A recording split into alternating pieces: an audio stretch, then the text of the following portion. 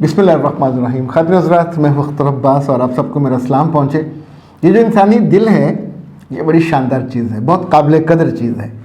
इसी दिल से मोहब्बत होती है, इसी दिल में मोहब्बत होती है, यही दिल आपको काबिल कदर बनाता है। उम्मे अमन का एक सवाल है जिसने मुझे सरशार कर दिया, यानी मैं रूह तक खुश हुआ। वो कहती है कि नाम तो मेरा रफ़िया हफीज़ है, मगर मैं सहाबियात के पैरवी में मैंने अपना नाम उम्मे अमन रखा है। वो कहती हैं काश मैं अल्लाह के रसूल सल्लल्लाहु अलैहि वसल्लम के ज़माने में पैदा होती तो क्या मुझे उनसे मिलने का और बात करने का मौका मिलता। रफ़िया हफीज़ साहिबा, ये तो मेरे रब के फ़ैसले हैं कि किसको किस घर में, किस मुल्क में, किस जगह वो करता है पैदा। एक हदीस मैंने पढ़ी, बल्कि अगर आप सूरह वाक़िया रोज़ पढ़ते हो तो उसमें भी अल्लाह ने ज़िक्र किया है कि जन्नत में जो बहुत से लोग होंगे वो अव्वल लोगों में से होंगे, कुछ बाद के लोगों में से होंगे। नबी सल्लल्लाहु अलैहि वसल्लम के ज़माने में लोग आपके पास आके बैठते थे तो रिवायत में आता है कि ख़वातीन भी आती थी, नमाज भी पढ़ती थी, जुमा भी पढ़ती थी। पिछले दिन मैंने हज़रत अस्मा बिन यजीद उनका पढ़ा। ये हज़रत मुआज़ बिन जबल की फूफीदार बहन थी।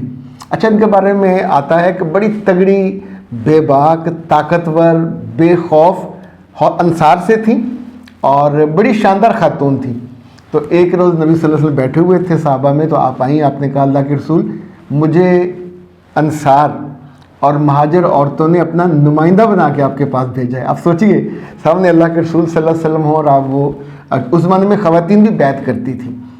तो फिर उन्होंने कहा कि ख़वातीन ने जो पूछा है कि मैं आपसे जाके पूछूं, वो ये है कि हम घरों में अपने मियाँ की ख्वाहिशात पूरी करती हैं, उनकी खुशी का ख्याल रखती हैं, उनकी खुशनुदी हासिल करने की कोशिश करती हैं, उनके माल का, उनके औलाद का ख्याल रखती हैं।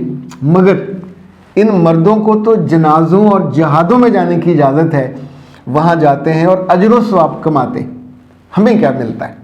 तो अल्लाह के रसूल सल्लल्लाहु अलैहि वसल्लम ने मुड़ के सब सहाबा को देखा और कहा कि क्या इस महफ़िल में इससे ज़्यादा कोई खूबसूरत सवाल करने वाला है। ये अल्लाह के रसूल को वो इतना शानदार वो सवाल लगा, इतना कॉम्प्रिहेंसिव। फिर आपने उनकी तरफ देखा और कहा अस्मा बिन्नत यजीद को कि आप जाके इन औरतों को बता दो कि तुम अपने शौहरों की खुशी का ख्याल रखो, उनसे मोहब्बत करो, उनके मालो असबाब की जो हिफाजत करो, उनकी औलादों को पालो। इन सब का अजर इन मर्दों के बराबर अल्लाह ने कर दिया और ये सारा अजर तुमको, जो उनको जनाज़ों, जहादों और मुख्तलिफ नेक कामों से हासिल होता है, तुमको भी मिलेगा, सिर्फ 4 कामों की वजह से।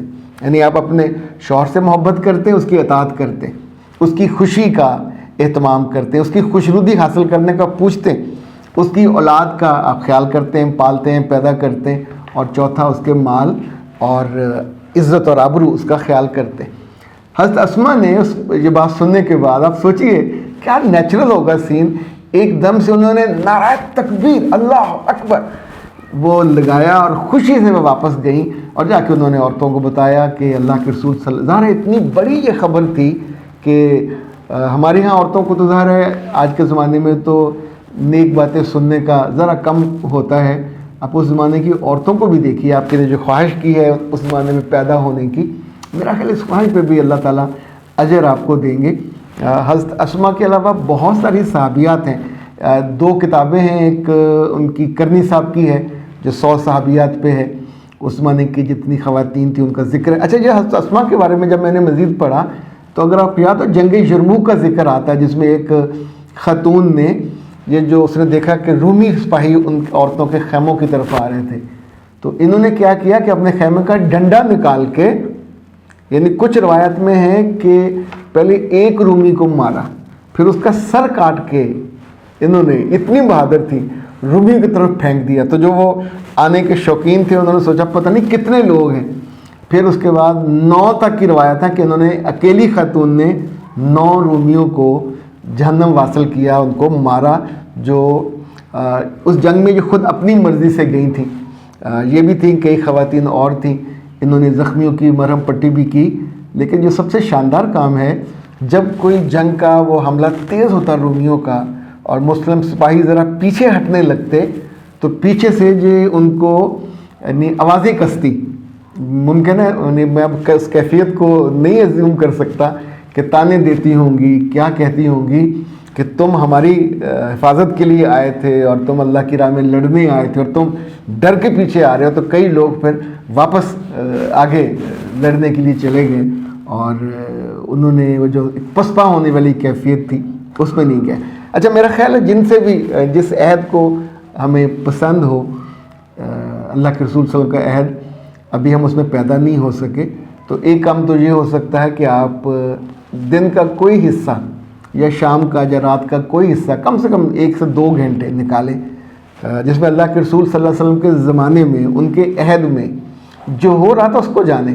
دیکھیں ابھی تو آپ کے پاس اتنی سہولت ہے، آپ اس سے ترتیبوار پوچھتے جائیے، یہ آپ کو بتاتا جائے گا. اس سے پوچھیں کہ سیرت پہ بہترین کتابیں کون سی ہیں، یہ آپ کو بتا دے گا. نعیم صدیقی صاحب کی کتاب محسن انسانیت وہ بہت اچھی ہے. ایک عنایت اللہ سبحانی صاحب ہے، ان کی کتاب ہے محمد عربی، واٹ اے فینٹاسٹک بک، لونگ، وہ بہت اچھی ہے. ماہر القادری صاحب کی کتاب بہت اچھی ہے. ایک حمید شاہ صاحب ہیں یا شاہد حمید، ان کی کتاب تھی پیکر جمیل، وہ بہت شاندار تھی. ایک رحیق المختوم، اس کا بہت ہم نے چونکہ ہمارے عہد میں یہ چھپی، اس کو انعام بھی ملا وہاں سے. مولانا مودودی صاحب کی کتاب ہے، اس کا نام ہے سیرت سرور عالم، وہ بہت خوبصورت ہے. اچھا وہ سیرت پہ اٹ سیلف کتاب نہیں ہے، وہ مختلف ان کی تحریروں میں سے تحریریں نکال کے اس کو پورا سیرت کا بنایا. اچھا یہ وہ خوش قسمت آدمی ہیں کہ جنہوں نے تفہیم القرآن لکھنے سے پہلے ان سارے مقامات کا دورہ کیا کہ جہاں اللہ کے رسول صلی اللہ علیہ وسلم تھے، ان پہ وحی اتری. ان کے ساتھ میرا خیال عاصم نعمانی صاحب گئے تھے. میں نے وہ میرا فرسٹ ایئر یا سیکنڈ ایئر میں وہ سفر نامہ پڑھا تھا، سفر نامہ ارض مقدس اس کا نام تھا. اور مکہ، مدینہ، بدر، احد، آگے مدین، مختلف جو پیغمبر جہاں اترے تھے جن کا قرآن میں ذکر ہے، ان ساری جگہوں پہ وہ گئے، وہاں کے نقشے بنائے.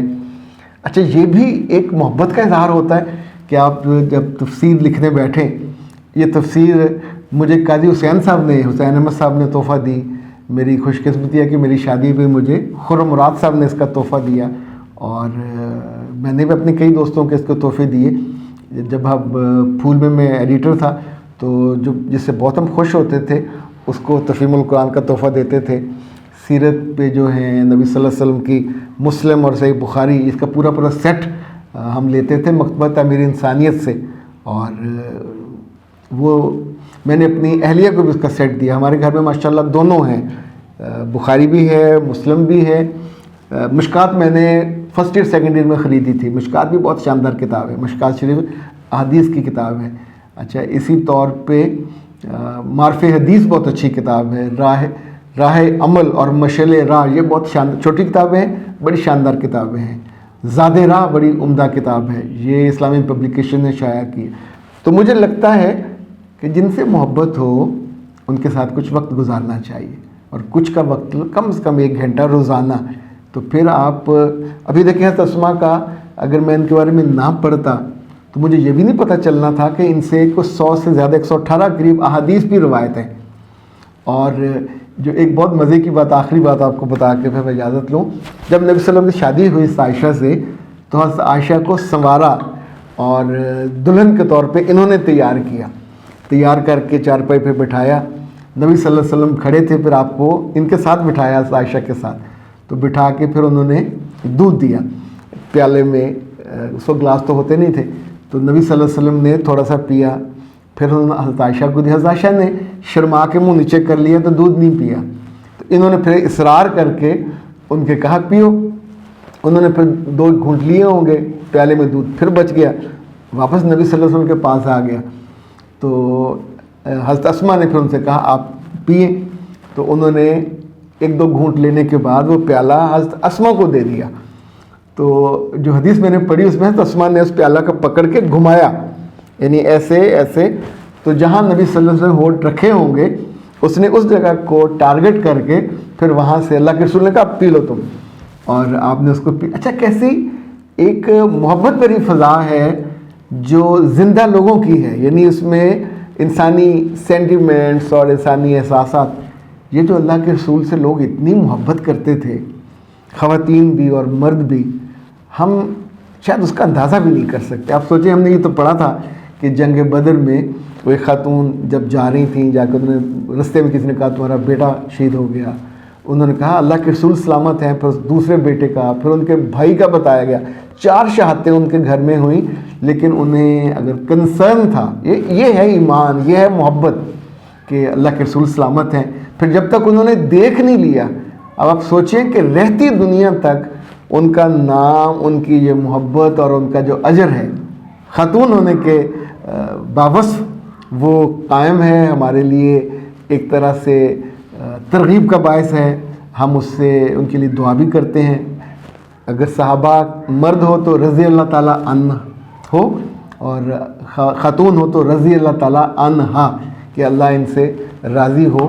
ایسے وہ شاندار قسمت والے لوگ تھے جو صحت میں پیدا ہوئے.